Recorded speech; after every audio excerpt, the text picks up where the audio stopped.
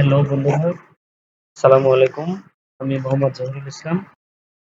আমি আজকে আপনাদের জন্য একটা দারুণ টপিকস নিয়ে আসছি, সেটা হলো বিল্ডিং কনস্ট্রাকশনের অটোমেটিক এস্টিমেশন ফাইল, যেটা থেকে আপনারা অতি সহজেই অল্প কিছু সংখ্যক ডাটা এন্ট্রি দিয়ে আপনাদের কাঙ্ক্ষিত রেজাল্ট পেয়ে যাবেন।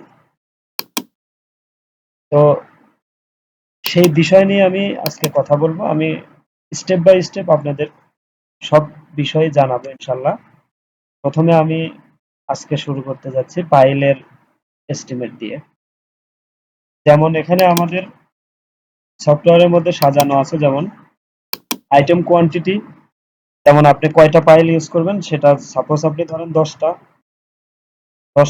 এরপরে বার সাইজ প্রথমে এখানে দেয়া আছে যে স্পাইরাল বার আর মেইন বার। আর এই শীটের ডাটা এন্ট্রির বিষয়টা আপনি যদি জানতে চান, প্রথমে এই যে নোটটা দেয়া আছে আমার এখানে, নীল ঘরগুলো আমার ডাটা এন্ট্রির জন্য, আর এই কালারের যেটা আছে সেটা হলো আমার রেজাল্টের জন্য। যেমন এইগুলো হলো আমার রেজাল্টের জন্য, এখানে আমি কোনো ডাটা এন্ট্রি দিতে পারবো না। আর যেগুলো আমার নীল ঘর আছে সেগুলো আমার ডাটা এন্ট্রি দেওয়ার জন্য। এখানে আমার আইটেম কোয়ান্টিটিটা আছে 10টা, সাপোজ আমি 10টা পাইলের এস্টিমেট করব। আর এখানে বার সাইজ দেওয়া আছে আমার স্পাইরাল বারের জন্য, যেহেতু প্রথম দুইটা ঘর রাখা আছে সেক্ষেত্রে আমি এখন স্পাইরাল বারটা কত মিলি, 10 মিলি দিয়ে দিলাম। এরপরে দিয়ে দিলাম আমি পাইলের ডায়ামিটার ইঞ্চিতে, আমি পাইলের ডায়ামিটারটা 20 মিলিতে 20 ইঞ্চি দিয়ে দিলাম। এরপরে পাইলের যে ক্লিয়ার কভার থাকে সেটা সাধারণত 3 ইঞ্চি থাকে, 3 ইঞ্চি আমি দিয়ে দিলাম। এরপরে পাইলের লেন্থ আর এফতে, সাপোজ আমি 80 ফিটের একটা পাইলের লেন্থের হিসাবটা করব, তো সেটা 80 ফিট দিয়ে দিলাম। এরপরে আপনার দেয়া আছে যে স্পাইরালের স্পেসিংটা কত দিবেন আপনি। স্পাইরালের স্পেসিংটা আমি দিয়ে দিলাম হলো সাপোজ 5 ইঞ্চি করে। তো দেখেন এখানে অটোমেটিক আমার রেজাল্ট গুলো চলে আসছে। যেমন এখানে স্পাইরালের লেন্থটা আমার আসবে হচ্ছে 3 ফিট 10 ইঞ্চি, যদি আমি 5 ইঞ্চি করে দেই এরপরে স্পাইরালের কোয়ান্টিটিটা চলে আসছে সেখানে 193 পিস। আর আমার 10 মিলি রড ইউজ করতেছি 187 কেজি, সরি 1387 কেজি। সেক্ষেত্রে আমি যদি 10টা পাইলের জায়গায় একটা পাইলের হিসাবটা আমি টানি এন্ট্রি দেওয়ার সাথে সাথে, দেখেন এখানে 139 কেজি। আবার এখানে আরো একটা টপিকস আছে যে আমি যদি স্পাইরালটা আমি 10-এর পরিবর্তে 12 মিলিটা ইউজ করি, দেখেন সেটা প্রথমে যদি আমি 10 মিলি ছিল আমার এখানে 10 মিলির ঘরে আমার রেজাল্টটা আসছিল, আমি যদি 12 মিলি দিয়ে এন্ট্রি দেওয়ার সাথে সাথে খেয়াল করেন এখানেও রেজাল্টটাও কিন্তু পরিবর্তন হয়ে আমার 12 মিলির ঘরে চলে আসছে। এরপরে আমার আসছে হলো মেইন বারের যে হিসাবটা, মেইন বারের আইটেম আমি যদি পাইলের সংখ্যা ধরি, এরপরে বার সাইজ মেইন বারটা আমি সাপোজ ধরলাম হচ্ছে 20 মিলি। এরপরে এখানে দেওয়া আছে পাইলের লেন্থ আমার 80 ফিট ধরছি আমরা আগে। এরপরে মেইন রোডের হচ্ছে কোয়ান্টিটিটা কত, আমরা 8 পিস ধরলাম ইউজ করব। সেক্ষেত্রে দেখেন এখানে আমার টোটাল যে 20 মিলি রডটা কতটুকু লাগবে এখানে অলরেডি ডাটাটা চলে আসছে।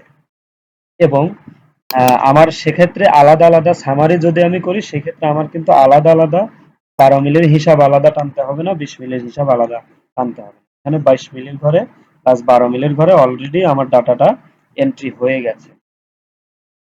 সেক্ষেত্রে আরো যদি আমরা এখানে দেখেন আরো একটা, এখানে 12 মিলির জায়গায় 10 মিলি যদি দেই, এরপরে আমি দিলাম হলো 20 মিলির জায়গায় 16 মিলি যদি, তাহলে দেখেন এক্ষেত্রে আমার সামারিতেও আমার পরিবর্তন অলরেডি হয়ে গেছে।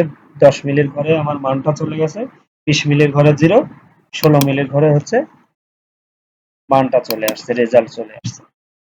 তো সেই ক্ষেত্রে এরপরে আমার যখন আমি কাস্টিং এর পরিমাণটা আমি যখন এমএস বার এস্টিমেটের জন্য আমি ডাটাগুলো ইনপুট দেবো, অটোমেটিক আমার কাস্টিং এর ঘরেও এগুলো এন্ট্রি হয়ে যাবে। যেমন দেখেন এখানে পাইলের লেন্থ এখানে 80 ফিট, এখানে 80। আমার ইঞ্চিতে ডায়ামিটার ছিল হলো 20 ইঞ্চি, এখানেও 20 ইঞ্চি। আর এখানে আইটেম কোয়ান্টিটি যেটা ছিল একটা পাইলের হিসাব করতেছিলাম, এই কারণে এখানেও একটা পাইলের হিসাব চলে আসে। এখানে আপনার এন্ট্রিটা দিতে হবে শুধুমাত্র কাট অফ লেভেলটা আপনি কত ফিট রাখছেন, কখনো কখনো 3 ফিট থাকে, কখনো 5 ফিট থাকে, তো আমরা ধরি 5 ফিট। এখানে এন্ট্রি দেওয়ার পরে এরপরে আসেন আপনার কাস্টিং রেশিওটা, আপনার যে পাইলের যে কাস্টিংটা করবেন সেটা রেশিওটা কত।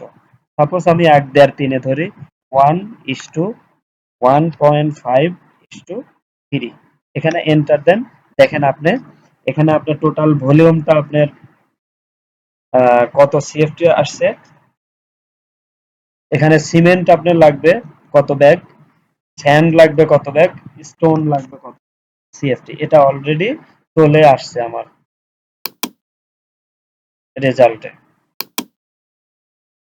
তো সেই ক্ষেত্রে আমি যদি এখানে সামারিতে যাই, দেখেন এখানে আমার টোটাল সিমেন্ট ছিল হলো 40 ব্যাগ, সামারিতেও অলরেডি অ্যাড হয়ে গেছে 40।